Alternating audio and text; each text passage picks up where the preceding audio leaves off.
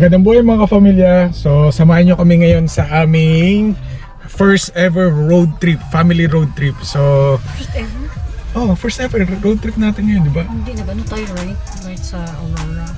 Aurora? Hindi naman counted yung kasi hindi naman nagpakita yung Aurora. So ito yung pinaka-official talaga na road trip namin. So in that same time, konting photoshoot lang kami para sa birthday ni Klaus, yung pangalawang anak ko. So third birthday niya na. Third birthday ba? Third birthday. Yeah, so samahan nyo kami libutin ang Winnipeg. So unahin pupunta namin yung Royal Canadian Mint.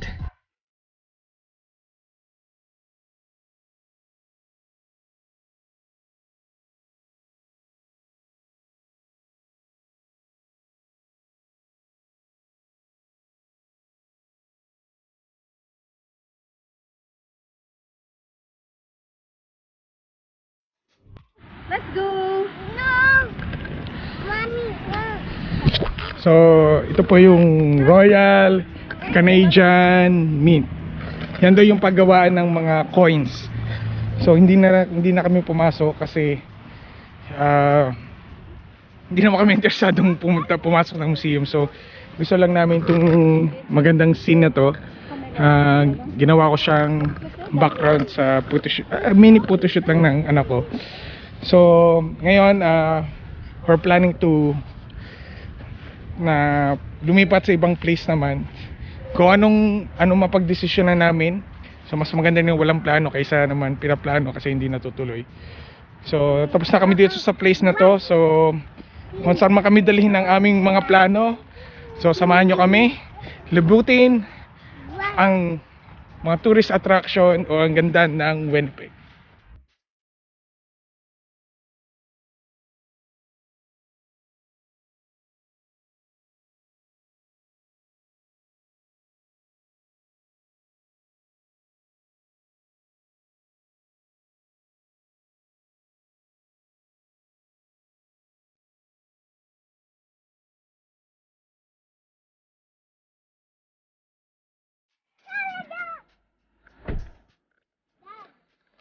Okay, we're here in Assiniboine Park and ito yung napili namin.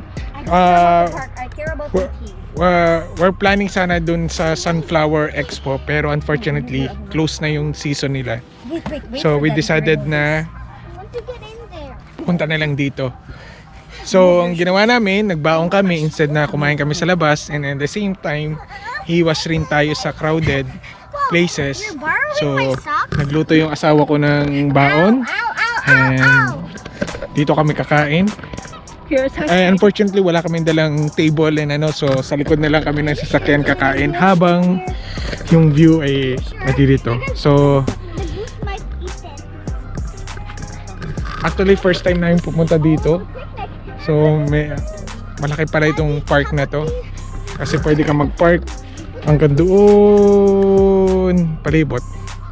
Okay, so may part dito, may part doon, and meron din dito, and the rest.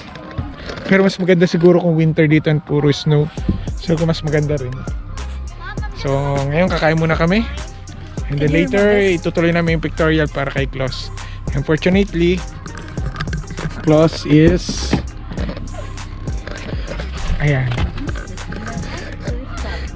sleeping kasi mga ganitong oras tagtulog talaga niya. So yan, tulog siya ngayon. So hayaan muna namin siya matulog para mamaya hindi siya maging grumpy. Okay, your hands move.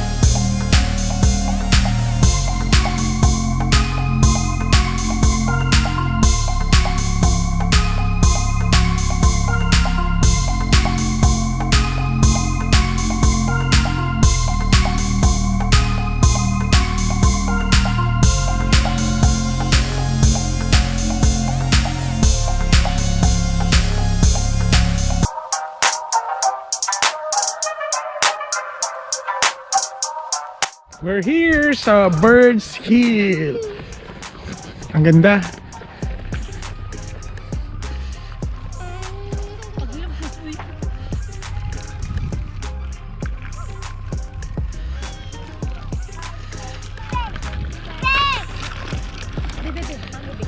Parang na-miss namin tong ganitong lugar.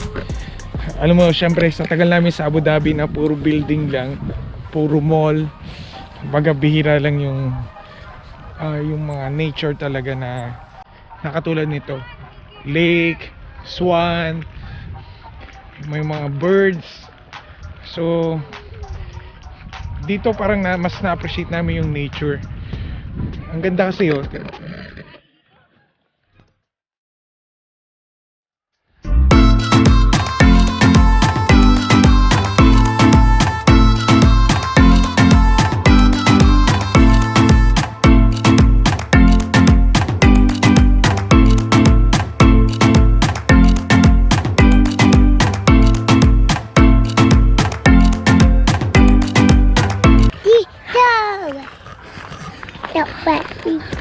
So lalakarin namin, pupunta kami dun sa mga swan o yung mga birds dito.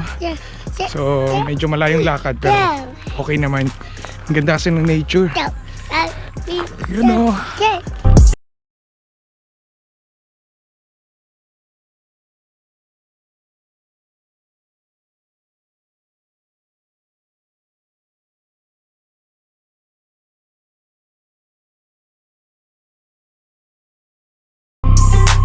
Kung mahilig ka sa nature, siguradong magugustuhan mo itong lugar na to. So, yes, I love you too. Kasi more in ano kasi siya. Ayun, let's go. We're going here. Oh, the birds. Wow. Wow. Don't go inside.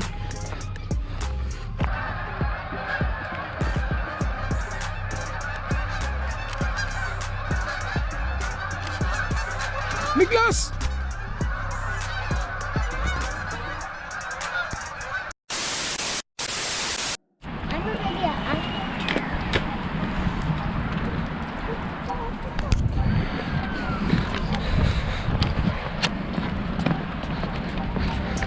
We are now here in Cinnabon Park Zoo. Sorry. Gusto daw niya kasi makakita ng polar bear. Polar bear. What the? Dad, over there. That's, ano nga tawag dyan, love? Yung ano ng Manitoba, yung bison. That's bison, ate. Okay. That bison. Ang tawag dyan is bison, anak. Yan. Actually, akala ko bull siya eh.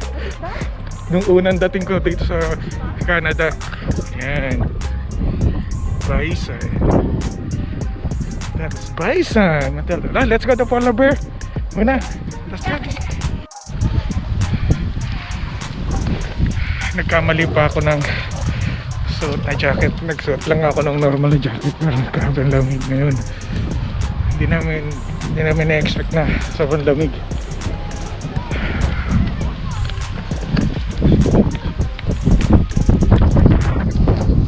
Nagpalamig palalo yung sobrang lakas ng hangin. So, yun lang.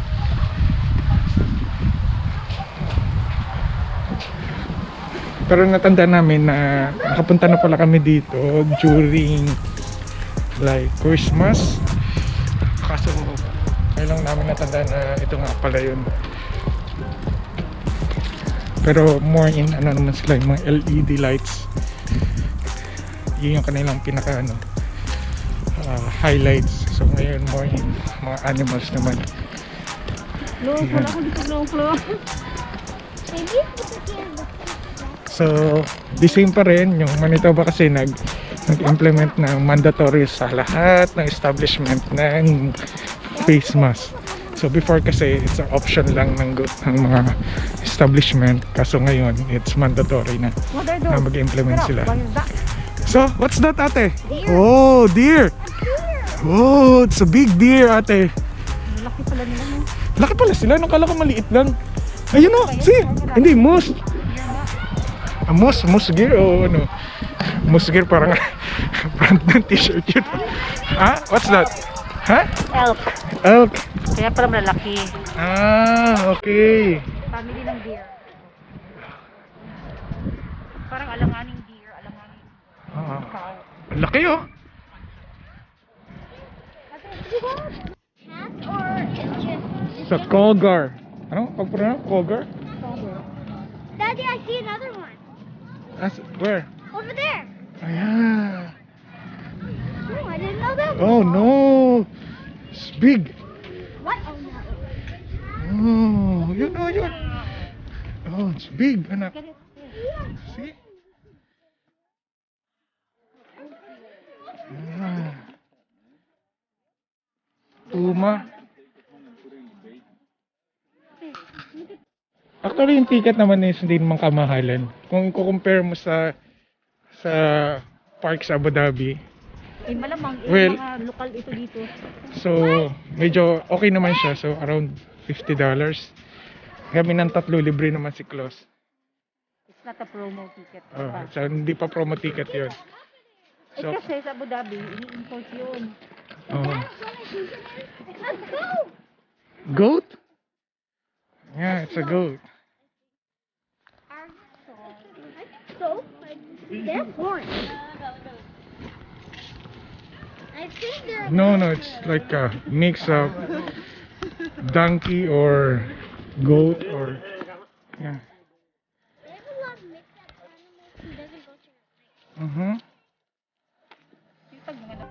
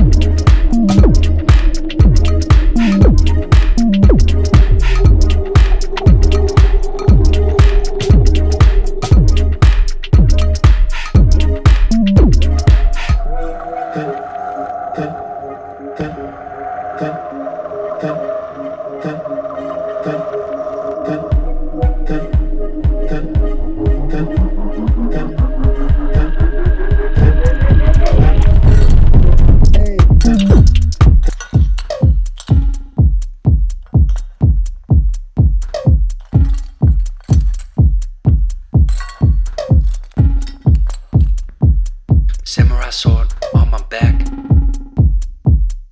You don't know how to act. Maybe you should relax. Maybe you should relapse. Just kidding.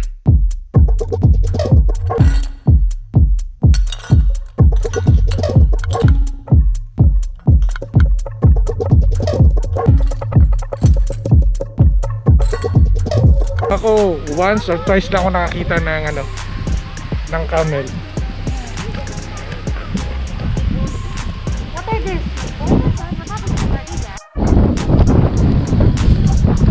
Yung huling punta namin dito last December, it was -15. So, sobrang super duper lamig at sobrang lakas ng hangin dito.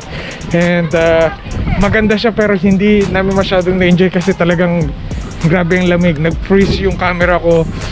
Yung secondary camera ko hindi ko masyadong magamit. Hindi ako nakapag-vlog masyado doon kasi nga so sobrang lamig. Hindi namin ina-expect namin pero hindi talaga kasi sinabayan ng hangin.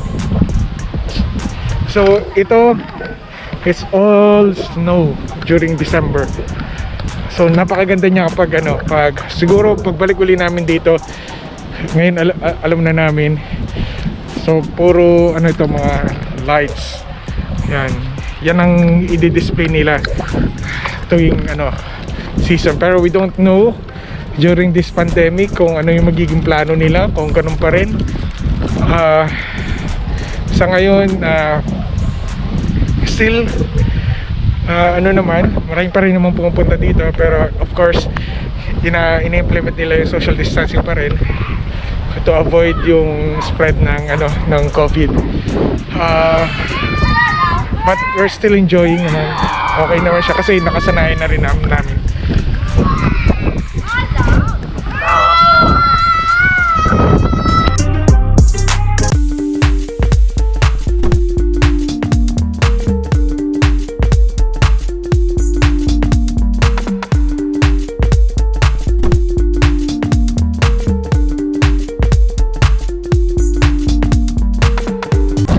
So that's it lang.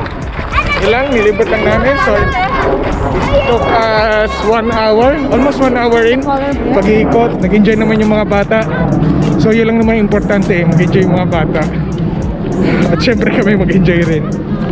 So Hala, Daddy! McDonald's na! we're looking forward sa mga iba mong papasyalan namin kasi itong mga during winter maraming activities, maraming mga we'll try the tobogganing na naman, so we're so excited doon. Of course we're still thinking kung ano talaga yung magiging new normal during this pandemic. So hopefully walang masyadong mabago. Yun lang. So kung bago lang kayo sa channel nito, kami po Pamilya na Basilia. A few weeks from now, we're celebrating our first year here in Winnipeg po. So pag-uusapan natin kung ano-ano yung mga magandang nangyari dito sa Winnipeg during our stay here. So excited kami na i-share sa inyo. So yun nga, ngayon pumunta na kami sa mall, kain ng lunch, then uwi na rin kami.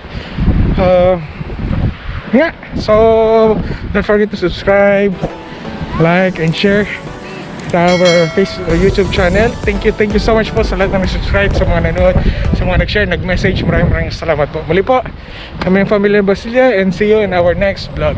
Bye!